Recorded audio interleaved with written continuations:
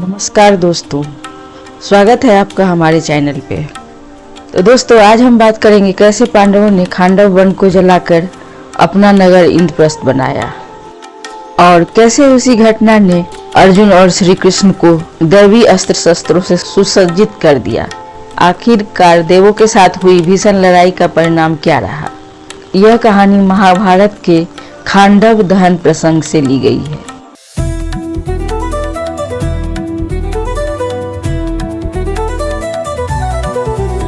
यह कहानी शुरू होती है अग्निदेव से, जिनकी अग्नि किसी पाचक रोग से ग्रसित हो गई थी।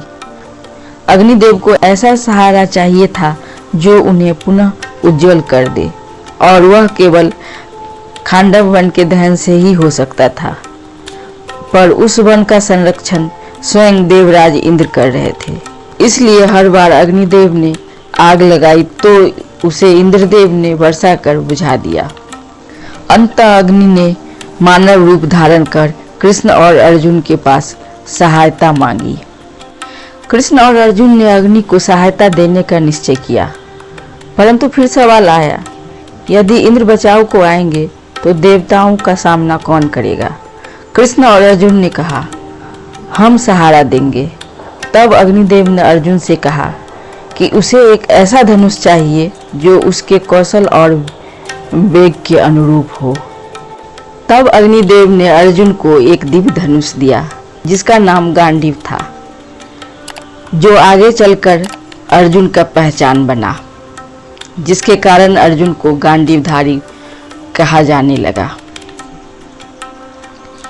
इस युद्ध के अंत में वरुण देव और अन्य देवताओं से अर्जुन को दिव्य अस्त्र और शस्त्र का भंडार प्राप्त हुआ, और नारायण के अवतार श्री कृष्ण को नारायण का सुदर्शन चक्र वहीं प्राप्त हुआ। तब अग्निदेव में वन में आग लगाई। जैसे ही आग फैली, इंद्रदेव ने मेघ बुलाकर वर्षा कराना शुरू कर दिया।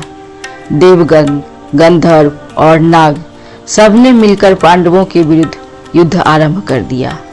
इंद्र ने अपने अत्यंत प्रचंड वज्र का प्रयोग किया, जिससे बादलों में गर्जन बिजली की तरह बार करने लगी।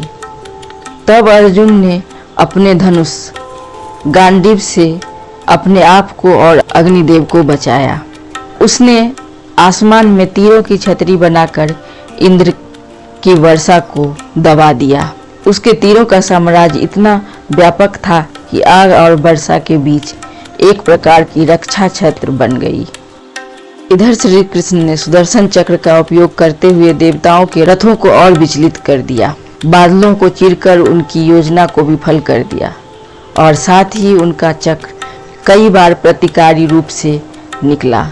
इस घमासान युद्ध के बीच अर्जुन का तीर छूटता है, हवा में तीरों की परत बनती है, और श्री कृष्ण का चक्र हवा में घूमता हुआ बादलों को चीरता है। इस तरह अर्जुन ने न केवल गंधर्वों राक्षसों को हराया, बल्कि देवताओं की सेनाओं को भी पीछे हटने पर मजबूर कर दिया। लड़ाई के दौरान इंद्र ने कई बार वज्र का प्रयोग किया। एक प्रसंग में वज्र से अर्जुन घायल भी हो गए, पर अर्जुन की वीरता और दिव्य अस्त्रों की सहायता से वे फिर से बच निकले। अर्जुन और श्री कृष्ण की ये जोड़ी देवों के सम्मुख अद्भुत सामर्थ्य दिखाया। न केवल शक्ति बल्कि धैर्य और रणनीति की भी प्रमुखता थी। अंततः आग ने पूरा वन जला दिया। अग्नि का रोग नष्ट हुआ। जो कुछ भी बचा हुआ बहुत कम जीव मात्र था। इस खाली की गई जमीन पर पांडवों ने अपने नगर बसाने का निर्णय लिया।